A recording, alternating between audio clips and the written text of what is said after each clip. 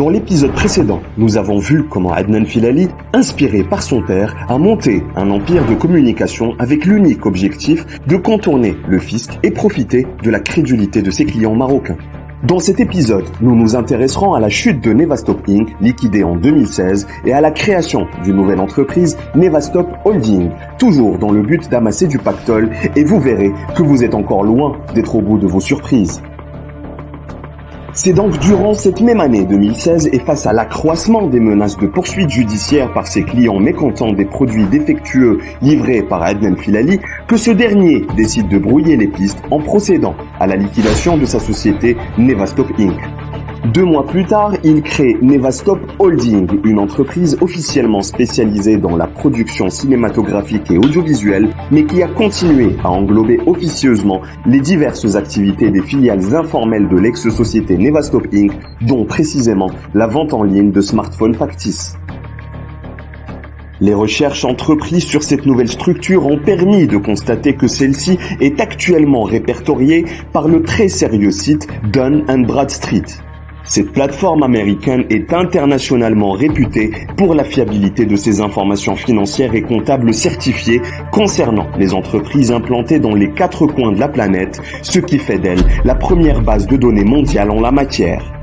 Mais le plus inédit dans cette découverte, c'est que Dun & Bradstreet, qui est également partenaire du portail marocain de référence Sharika.ma, indique que la société Nevastop Holding, qui appartient à Adnan Filali, emploie un effectif de 42 salariés et surtout réalise annuellement un chiffre d'affaires explosif, tenez-vous bien, de près de 9 millions de dollars, soit la bagatelle de 90 millions de dirhams. Écoutez donc sans plus tarder les révélations sorties de la bouche même de Adnan Filali sur les gains mirobolants de son business. Des chiffres à faire pâlir d'envie n'importe quel homme d'affaires à l'affût de marchés juteux et fructifiants. Donc nous on fait de l'import-export, de la vente en ligne. On a une expérience au Maroc qui était vraiment beaucoup plus concluante, où le business est beaucoup plus facile. Alors si on parle en termes de chiffre d'affaires, on arrivait très facilement à débloquer en bénéfice pur du 5 000 € semaine, du 5 000 € semaine, du 5 000 € semaine, du 5 000 € semaine. 5 000 € par semaine de bénéfices purs, dit-il, soit un résultat net par mois de 25 000 € et de 260 000 € par an. Un jackpot impressionnant qui accrédite parfaitement les 9 millions de dollars de chiffre d'affaires engrangés annuellement par Nevastop Holding. D'autant plus que Adnan Filali s'est toujours targué que sa société commerce avec le monde entier, notamment les États-Unis, la France et le vaste continent africain. Mais on n'a pas de magasin, on n'a pas besoin. On n'a pas besoin d'avoir un magasin parce qu'on vend dans le monde entier. On vend aux États-Unis, on vend en France, on vend en Afrique. Ce n'est pas notre métier d'avoir des magasins. Et pourtant, Nevastop Holding, non radié du registre de commerce marocain, malgré l'installation de son fondateur en Chine, n'a fait l'objet d'aucune déclaration au fisc depuis la date de sa création en 2016. Comme sa grande sœur Nevastop Inc., pas de TVA, pas d'impôt sur le revenu, pas d'impôt sur les sociétés et pas de CNSS. En somme, on est face à une véritable nébuleuse financière qui brasse des capitaux en millions de dollars dont on ignore l'origine et la nature des transactions qui les génèrent. S'agit-il du recyclage occulte des sommes d'argent colossales octroyées généreusement durant près de 20 ans par l'ancien ministre marocain de l'Intérieur Driss Basri à Mohamed Filali, le père de Adnan, qui vit actuellement une retraite dorée dans une résidence balnéaire chic à Rabat? Nevastop Holding compterait-elle des excroissances bancaires dans des paradis fiscaux tout en gardant volontairement l'allure d'une coquille vide au Maroc? Est-il courant qu'une entreprise marocaine de production audiovisuelle créée avec un capital de 100 000 dirhams et qui n'a de surcroît que 5 ans d'existence soit en mesure d'afficher un tel chiffre d'affaires annuel? Des recettes dont le volume impressionnant n'en finit plus de soulever des soupçons sur l'éventualité d'un trafic illicite échappant à tous les radars de contrôle de la légalité financière.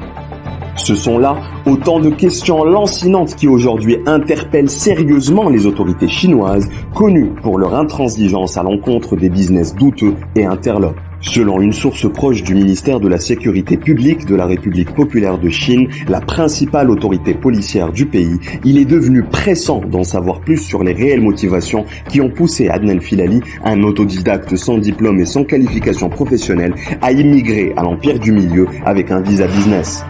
La même source s'interroge également sur la place véritable qu'occupe Dounia Moustaslim, l'épouse à tout faire de Adnan Filali, qui compte pour unique palmarès académique la publication sans succès d'un livre de blagues pour enfants.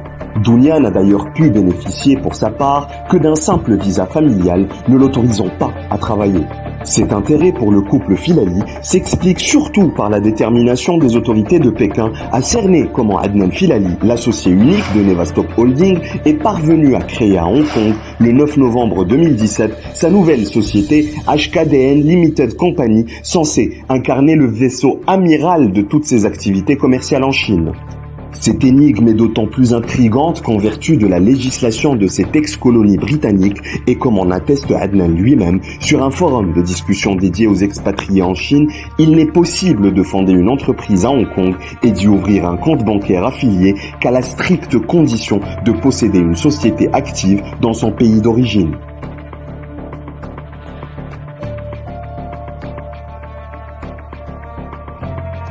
Autrement dit, Adnan a dû fournir à cet égard de solides garanties financières concernant sa société Nevastop Holding, tout en étant maintenu paradoxalement dans un état commercial végétatif au Maroc. Il n'en reste pas moins qu'au-delà des circonstances floues dans lesquelles HKDN Limited Company a été créée à Hong Kong, nos investigations sur l'activité de cette nouvelle société ont permis d'exhumer de nouveaux cadavres, jusque-là bien enfouis dans les placards ténébreux des Filali. Ces fulgurantes découvertes, nous aurons le très grand plaisir de vous les révéler dans une prochaine vidéo qui risque cette fois-ci de marquer un tournant décisif dans le parcours épineux du couple Filali en Chine.